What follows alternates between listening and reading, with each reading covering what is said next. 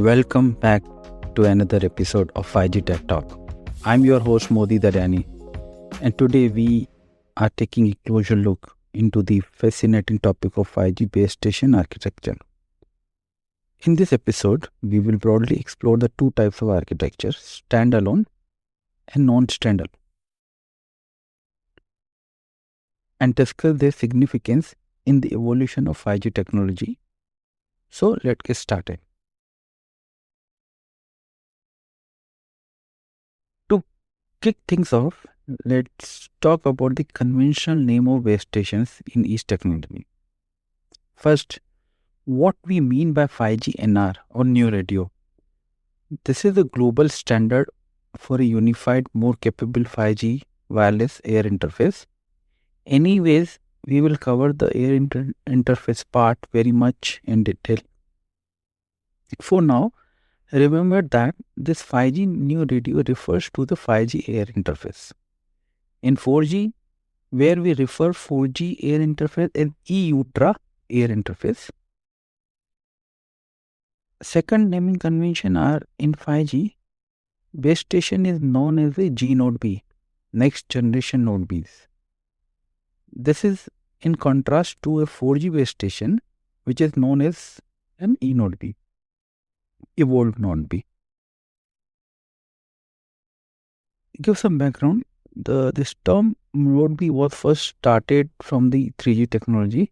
Prior to that, 2G base station was known as BTS, base station transceiver station. If we make eNode be capable of connecting to the 5G core network, that is an upgraded 4G base station connected to the 5G core network, is known as NG eNode B. So it is the next existing 4G node Bs can be connected to the 5G core network, and the convention is NG eNode B, next generation evolved node Bs. Now, when we talk about 5G base station architecture, we are essentially discussing the backbone of how 5G networks are built and deployed. This architecture comes into two main flavors, standalone and non-standalone architecture. Each has its unique characteristics, benefits and challenges. Let's understand the deployment scenario. Let's consider a use case. Imagine I'm a big operator like Vodafone or Jio, and you are a leading vendor like Nokia. I come to you with a request to upgrade my network to 5G. Your task is to propose a solution and develop an upgrade plan to modernize my network from 4G to 5G, non-standalone, and eventually to 5G standalone architecture. First, you would integrate a G Node B into my existing 4G core network, leveraging the current 4G infrastructure. The G Node B would act as a secondary node capable of connecting to the 4G core network. This allows user to transfer data through both the 4G and 5G base station. After some time, I decide to upgrade my core network to a 5G core network. The existing G Node Bs naturally can connect to the 5G core network. You can upgrade the existing E Node B to an NG E Node B, enabling it to connect to the 5G core network as well. At this stage, the NG E Node B can function as either the master node or the secondary node. Finally, you plan to transition the entire network from 4G to 5G by upgrading the software on all NG E Node Bs, allowing them to function as G Node B through software-defined radio. This completes the modernization of the network to a full 5G standalone architecture. Now, if you want to skip this episode, you have an option here because I am going to cover the above concept of non-standalone standalone architecture in very much detail. But I hope you will stay. Let's start with the non-standalone or NSA architecture. As the name suggests, NSA relies on existing 4G LTE infrastructure. It is essentially a hybrid approach where the 5G NR is deployed on top of the 4G core network. So, what does this mean? In NSA mode, the 4G LTE network handles control plane function like managing connections and mobility. It is done by an entity MME, Mobility Management Entity of NLT, while the 5G NR network focuses on boosting data speed and capacity. This approach allows operators to roll out 5G services more quickly and cost effectively because they can leverage their existing 4G infrastructure. Non-standalone base station use multi-rate dual connectivity to provide the user plane throughput across both 4G and 5G interface. Legacy 4G UE can continue to use the eNode B in the normal way, while newer UEs with a 4G and 5G capabilities can take advantage of multi-rate dual connectivity. Non-standalone base station can be used to provide an evolution path from 4G to 5G as we saw in our deployment scenario. Two configurations for non-standalone base station when using the 4G core network are known as option 3 and option 3A. In both cases, 4G eNode B provides control plane connectivity towards the core network and act as the master node. The 5G gNode B has control plane connectivity across the X2 interface and act as the secondary node. This configuration requires the gNode B to support the X2 interface rather than the XN interface. This deployment option are known as ENDC. E stands for e-ultra, N for new radio, DC for dual connectivity. The convention here is that whichever node is master node, we call it first. So in case of ENDC, E is for e-ultra is the master node, and N for new radio is the secondary node. Option 3 has some drawback of tunneling all user plane data through the legacy eNode B because it acts as the master node. The hardware may not be capable of supporting the higher throughput offered by 5G. And option 3A resolve the drawbacks associated with option 3 by providing user plane connectivity between the signaling gateway and the gNode B. Now we have the interface between the gNode B and the signaling gateway for the data. Rather, it is going to the X2 interface, it directly go to the signaling gateway. The eNode B remains the master node and is able to control the selection of downlink data path from the S gateway. That is, the eNode B can provide the MME with the IP address of the gNode B for some EPS bearers, while it can provide the MME with its own IP address for other EPS bearers. The MME forward the destination IP address to the signaling gateway, so the signaling gateway can forward downlink data towards the appropriate base station. So those services, some calls which are supported by the eNode B can actually travel from signaling gateway to the eNode B, and some other bearers can travel from signaling gateway to gNode B. For example, now an EPS bearer transferring speech may be directed towards the eNode B, whereas EPS bearer transferring data may be directed towards the gNode B. Option 3 has the drawback of not supporting the transfer of application data across the X2 interface. The coverage provided by the gNode B may be smaller than the coverage provided by the eNode B. gNode B may be using a higher operating band with higher air interface attenuation. That's why the the coverage is minimum as compared to E node B. A UE may move out of the coverage of the G node B, making it necessary to switch all data transfer to the E node B. This can be done using a path switch procedure initiated by the E node B, where E node B instructs the MME to request the signaling gateway to switch its downlink data transfer from the G node B IP addresses to the E node B IP address. However, the path switch procedure is relatively slow and is not a dynamic solution. A third non-standalone base station architecture has been deployed to overcome the drawback associated with 3 and 3A. This architecture is known as option 3X. In this case, the user plane paths are fully meshed between the E node B, G node B, and S gateway. The E node B remains the master node and is able to control the selection of the downlink data path from the signaling gateway. That is, the E node B can provide the MME with the IP address of the G node B for some EPS bearers, while it can provide the MME with its own IP address for other EPS bearer. If coverage from the G node B become weak, then the G node B can dynamically forward data across the X2 interface towards the E node B.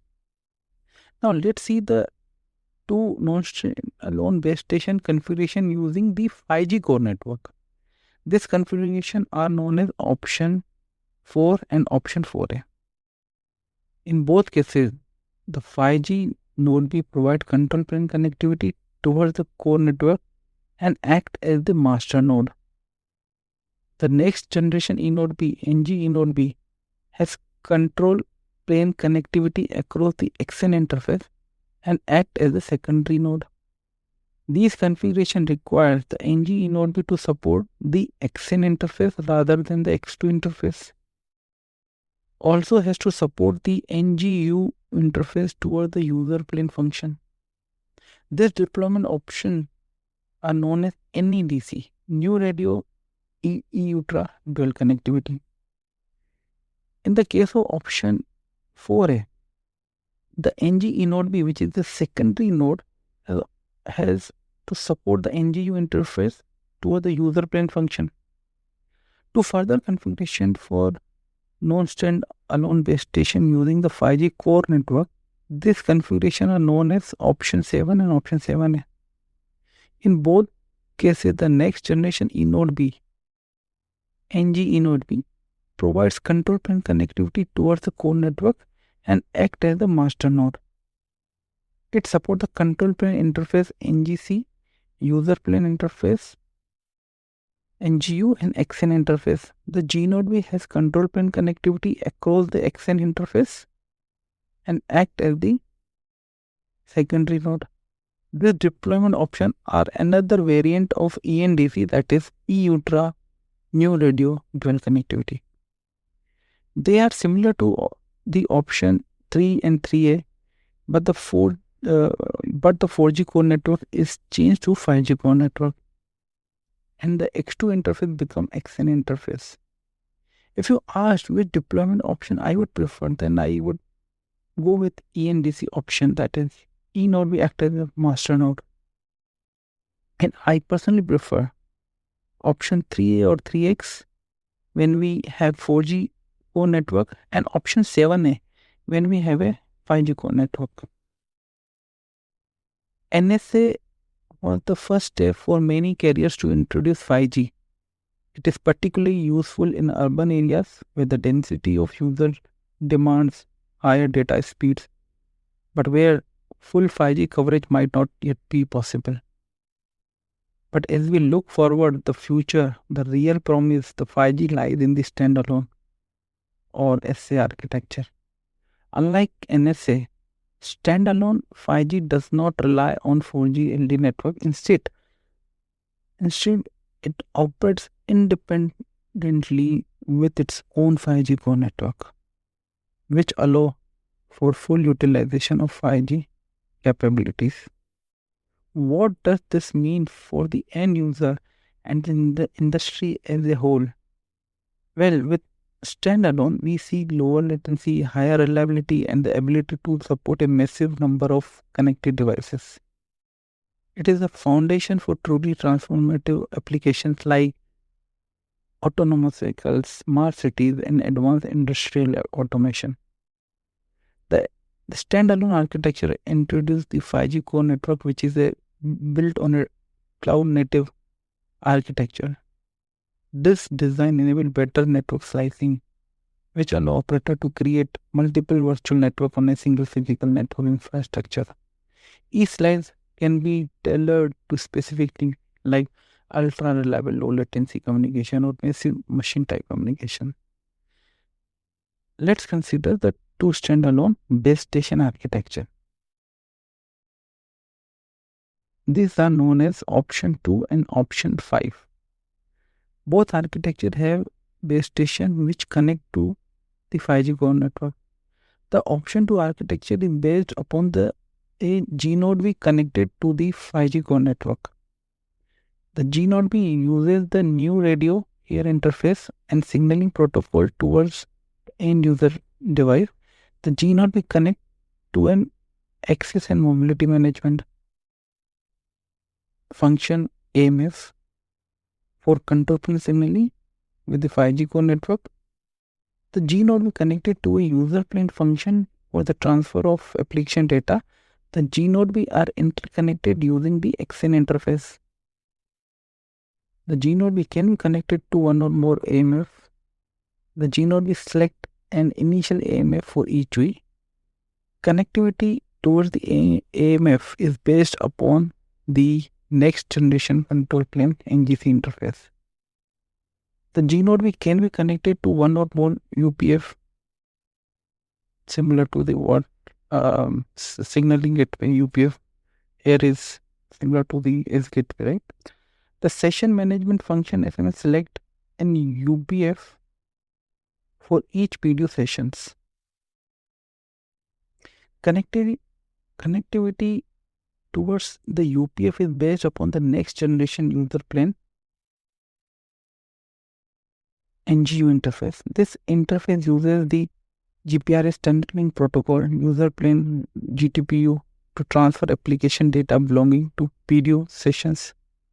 There is a single GTPU tunnel for each video session. User plane packets are transferred using GTPU over IP.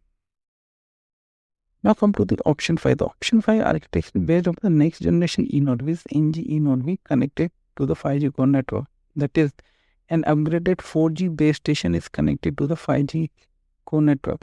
The NG E node uses the EUTRA 4G air interface and signaling protocol towards the end user network using the NGC and NGU interface. That is, the NG node is capable of supporting 5G core networks signaling procedure and also capable of transferring application data to and from a user function. If you ask me again what I prefer, I would prefer to go with the option 2, which support G node Bs connected to the 5G core networks. Here are the top level differences where NSA is great for getting 5G off the ground quickly. It is the SA architecture that will unlock the full potential of 5G. As more and more networks transition standalone, we will start to see the true impact of 5G on our daily lives and across industries. For example, with SA, we can expect better support for real-time application like augmented reality and remote surgery, where even a slight delay can make a huge difference. It also lays the groundwork for future technologies advancement that we have imagined yet. So in both standalone and non-standalone architecture play a critical role in the evolution of 5G. NSA has allowed for a quicker rollout by leveraging existing 4G network, but standalone is where the real innovation and potential of 5G will be realized. As 5G network continue to develop and mature, we will undoubtedly seeing more exciting applications and services that will transform how we live and work. And that's what makes this space so exciting. Thank you for tuning in to this episode for 5G Tech Talk. I hope you enjoyed learning about 5G base station architecture as much as I enjoyed discussing it. Don't forget to subscribe to the podcast, like and share it with the relevant audience. Stay tuned for more deep dives into the world of 5G. And until next time, keep exploring the tech that is shaping our future. Thank you.